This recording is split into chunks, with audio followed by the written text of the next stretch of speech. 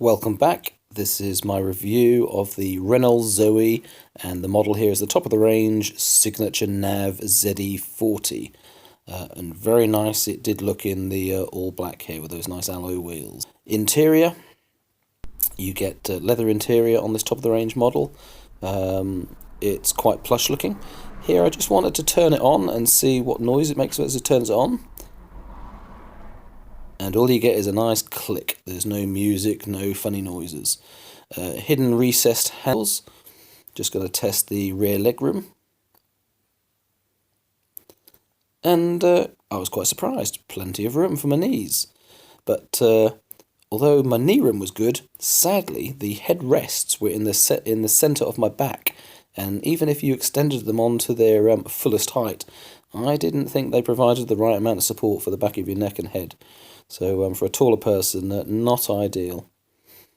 Nice interior though, it did look attractive. Boot space. Yes, lots. There's a lip there, it's quite deep. You could get quite a lot in it. For a Super Mini, very good sized boot. And you got that little cover there, you remove that, and plenty of space for our dog. So quite a practical little car. The doors though felt a bit tinny as I was opening and closing them here. So a little bit tinny doors. So I managed to get a test drive through Renault with this Zoe. The experience of just booking a test drive is very different with each dealer, and this one was no exception. The dealer offered me a home test drive where they bring the car to you, and you set off and use all your local roads that you know, which was brilliant. It saved me the hassle of going into the city, but right at the last moment they told me that the driver who delivers the car to you comes out with you. Now I know test drives are traditionally with a salesman, etc., but this isn't a salesman. This is just like a delivery driver, some random guy that's just going to hang around with you. He probably knows the car, but not a salesman.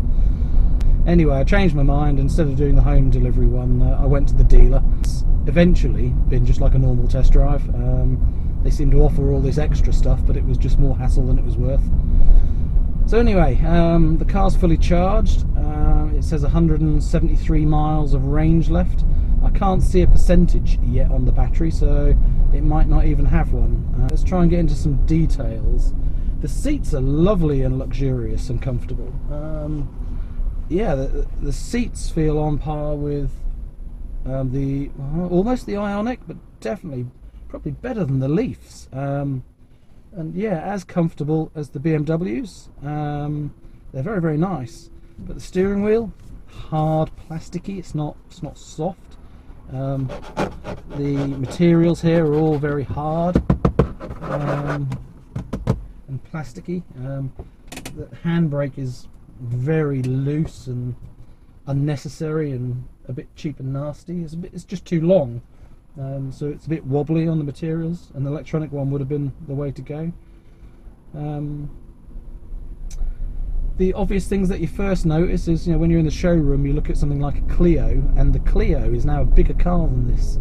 The Zoe is quite a small little Super Mini, so physical sizes externally it doesn't look that big, so which was one of the main reasons why I wasn't interested in this car. I originally wasn't interested in testing it at all, but I've only been encouraged through comments on these videos that I should at least give it a go. So here I am giving it a go, trying to disprove my initial thoughts. And my initial thoughts were, I've seen some test reviews that say the quality is not very good. So what do I initially think? Well, I can't adjust the seat. There's no height adjustment, or even on the driver's seat, let alone the passenger seat. I do feel very high up on the car. I feel very sat on top of it, and it's not how I like my driving style. So I'm not very comfortable. First thing, the seats are comfortable, but my driving position just isn't where I'd like it to be. The steering wheel is well down, and again, with my leg up like I like to drive it, it's rubbing on the steering wheel the same as it did with the Nissan, so you have to put your leg down. Although, what am I noticing legroom wise? Yeah, the centre console here is better than the Nissans, that you've actually got it narrows in, so it gives you a little bit of legroom to move your leg, but it actually widens right down where your calf is. So leg room at the front, I can feel that it's a small narrow car, There's a few touches of leather on the sides, which where they're trying to add some quality, or leather type material. But interesting, they're going for a two-tone of colours in here. It's very light grey on the steering wheel leather, and dark leather on the seats and the side cards. So it's an unusual two-tone interior. I suppose very modern and very very nice for what it is. You know, it's not an unpleasant interior. I actually quite like the chrome accents that are around. There's a few painted accents, but I suppose with all of that going on, you've got sort of dark grey, light grey, silvery grey, some painted grey, some dark leather, some light leather, some chrome, some, I don't know, creamy beigey plastic here. There's a lot of colour combinations going on. You have to excuse my voice, by the way. I'm still recovering from my cough and cold, and talking is not the easiest thing. So I've just done a few miles of city driving so far, and you know, for a little city nip about, it's been rather easy to drive. The steering is light, but well weighted, I'd suggest. I haven't felt that the car's slow, and I haven't felt that the car's quick. It just feels okay, normal. So yeah, that's a nice little positive. Okay, right, I've just had a quick fiddle with the trip computers. Got the similar issue to the Leaf on the screen here, that this one's actually almost angled towards the passenger from where I'm sat. So there's a bit of glare on this side, whereas it really needs to be angled more towards the driver so you can see it more clearly. The little small dash at the front here, do you know, I quite like it. I quite like that it's simple, that it shows you whether you're in drive or not, and it just shows you the speed and the range left to go. So just the basic information that you want. So yeah, the information appears basic and less fiddly than, say, the Ioniq. The Ioniq had loads, and there was so many things to set so you can show the right information on the screen. My first thought is there's a lot less going on here. There's a lot less cluttered, but it's quite a nice small look to it. There's like a semicircle arc there, which I bet is to do with how much power you're putting down. So you know, how much green you have on the display on the dash is how much you're pushing the throttle. And I guess if I push my foot down, yeah, it goes yellow to say it's not very good, in that I'm using a bit too much energy. And I've got blue for regen braking. Right, what else have we got going on in this car? Well, I've got an eco mode here, and I've just pressed that, so it should be more aggressive regen braking. And it's considering the last car I tried was the i3, the regen braking level on this is so much more gentle, which was what I was saying about the i3. It was quite an aggressive way of regenning the braking. It's probably very effective, but yeah, the i3 was more aggressive. This is, you know, this is a nice smooth drive, a nice smooth compromise. I read a quick review before I came out today to say that the regen braking somebody thought was quite aggressive in the eco mode, but not at all. Okay, legroom under the seat where I like to put my heel. Do you know, I've actually got a little bit more room than the i3 and the Leaf, so that's nice. Comparing to the i3 and the Leaf and the Ioniq, then, you know, what can I say? The performance is nowhere near like the Leaf or the i3. You put your foot down, and instead of that sharp lurch backwards with lots of acceleration, there's enough acceleration to do the job, but it's just not as aggressive in the acceleration. But basically, there's not as much horsepower. I think this is a 90 horsepower car, so if the Leaf is 150 and the i3 was something like 170 to 180, then it shows. But I actually think that smooths the car out. This is a nice little smooth drive, noise wise and comfort. It's nice and quiet, but now I'm up to just under 50 miles an hour. Yeah, the wind noise is more than the Leaf and the i3. And what I did notice as well, the VESS, the virtual engine noise, or whatever they call it, which comes on when you're doing 19 miles an hour or less to warn the pedestrians there's an electric car around. That I could notice from inside the car a lot more than I could on either the Leaf, the i3, or the Ioniq. And the Ioniq, you could actually turn it off. I guess the soundproofing's not as good on the Zoe, so that's why there's a little bit more wind noise, and I could also hear this VESS sound a bit more. What else have we got here? Yeah, visibility is actually very good. There's a nice clear windscreen. The pillars aren't too bad. The wing mirrors link quite well, so I seem to have a nice clear all-round view. Looking behind, I'm not sure about side view out of the back windows on a tight exit or something, but the rear view is, I'd say, better than the Leaf and better than the Ioniq. It's a nice city car, isn't it? Yeah, so someone that doesn't want too much performance and wants to nip around the city with good visibility, there's not a lot wrong with this. Probably doesn't suit me because I'm not looking for a city car. I'm looking for something that's going to do more this sort of driving out on the country lanes and some nice long cruising. Efficiency wise, we'll get to that in a minute. According to the information I've got here, I'm averaging 3.9 miles, 4 miles per kilowatt hour, which is very poor, with less acceleration than I did on the i3 and the Leaf, and I'm getting considerably less miles per kilowatt hour than I did on those two. So in the first 6 miles, not that promising on efficiency, but for what it is, it's very nice. What have we got? So steering wise, yeah, I would say that's nice. There's a little bit of movement on the steering as I'm rocking it, but not as much as the Leaf, so that if you go over a bump and you jar it, you're not going to lose your driving line.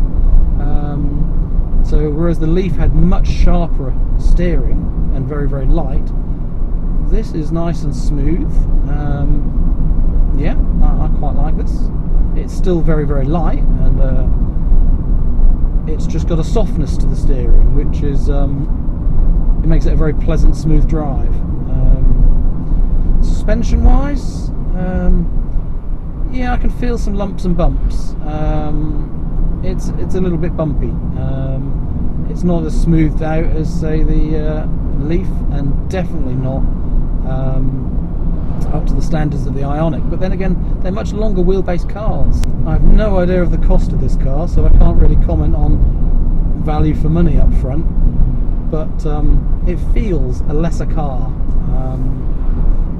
It feels a lesser car than the i3 and the Leaf and the Ioniq. It does feel lesser in quality and value than all of those things. So, well, there's less tech in front of me, so there should be less money spent on it. The materials seem cheaper and less soft. There's less adjustment, less comfort.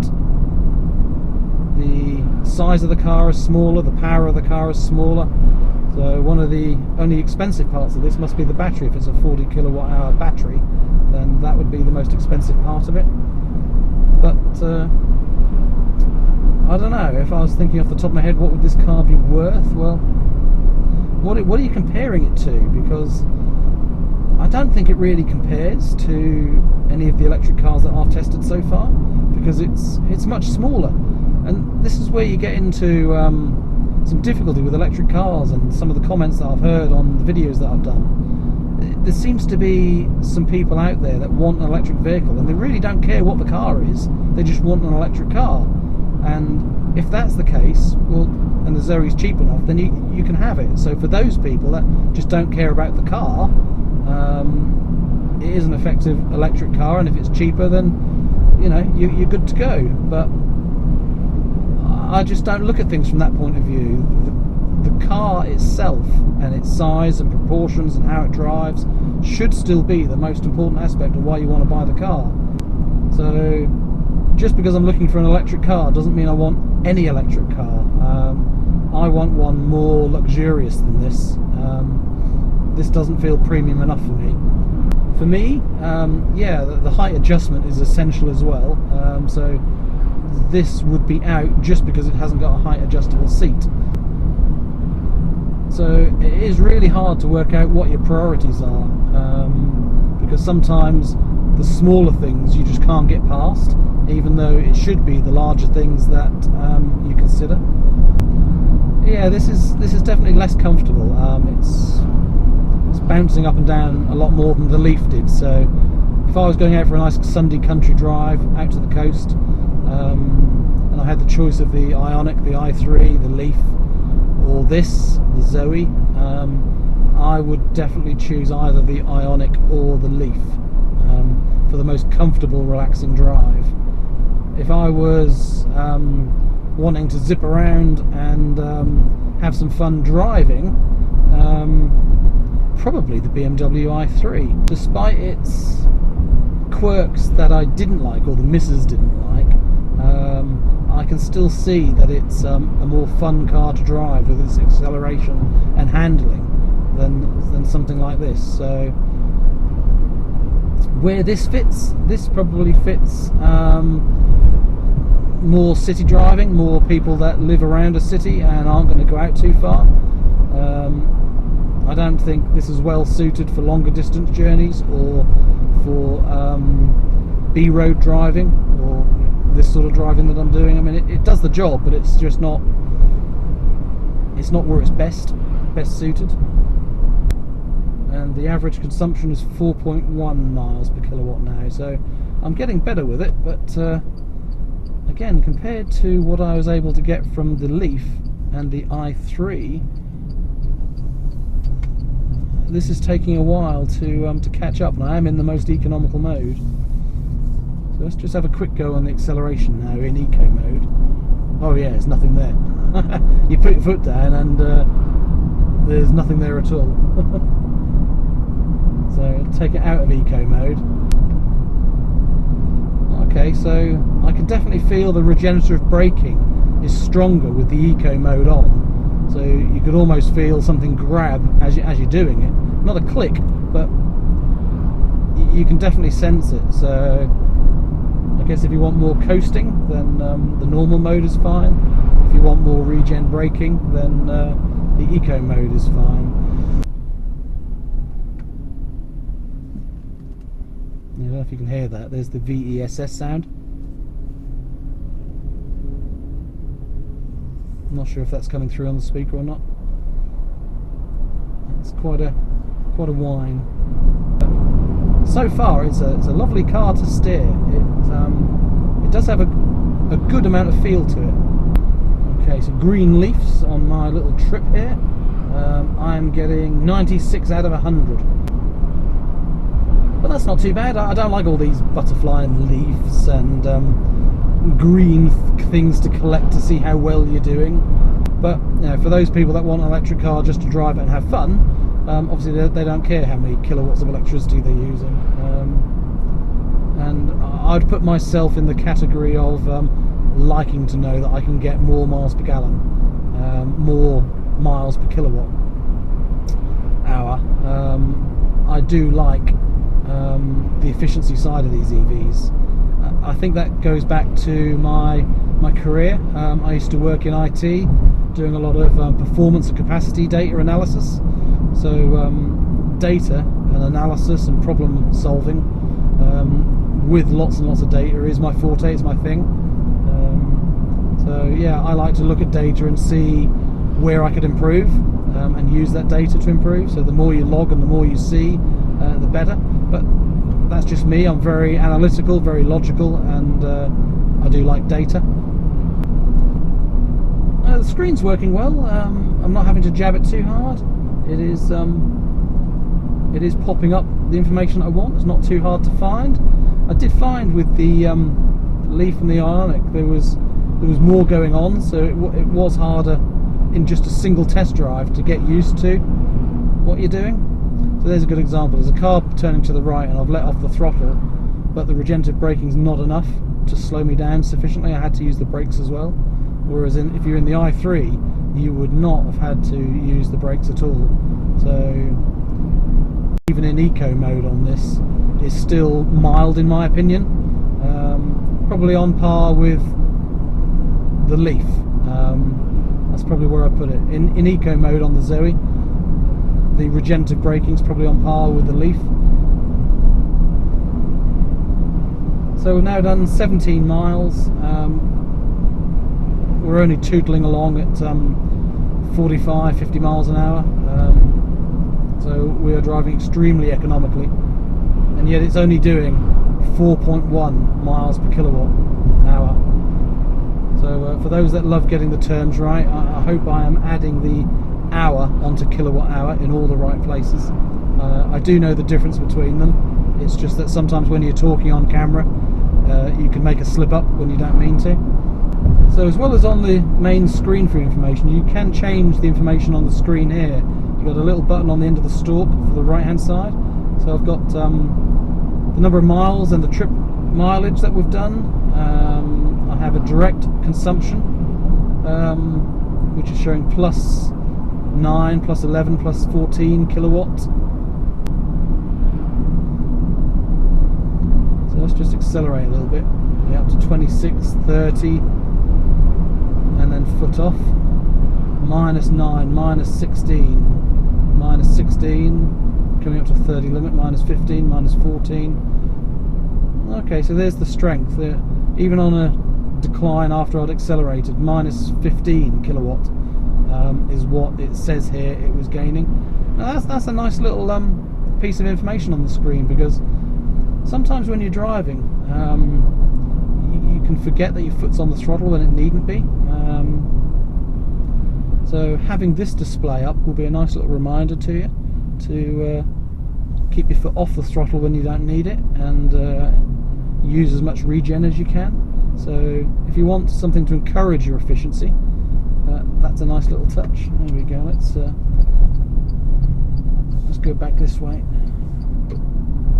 Oh, interesting. So this car's done 1,700 miles, and it's saying a service in either 8 months or 16,800 miles. So that's a service every 18,000 miles, 18,500, which is very interesting. I haven't asked any dealers yet what they do with car servicing. There was a really good video that I watched the other night. It was a James and Kate one,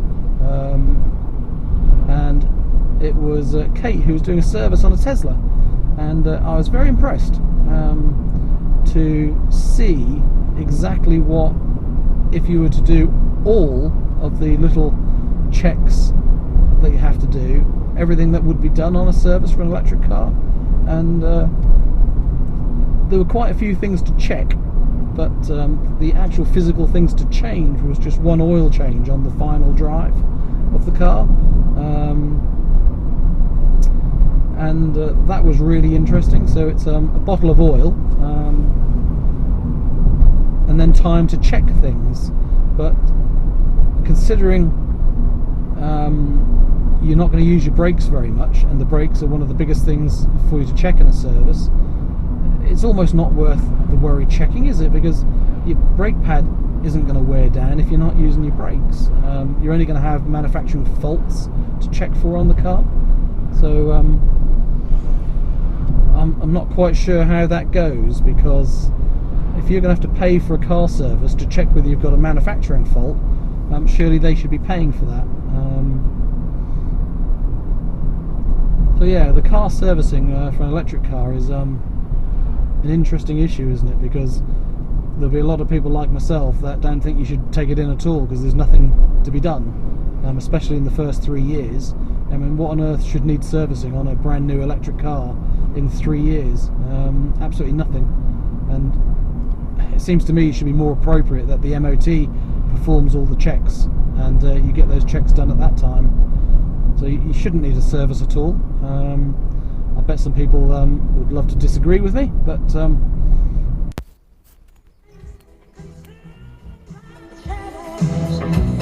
was crippled emotionally.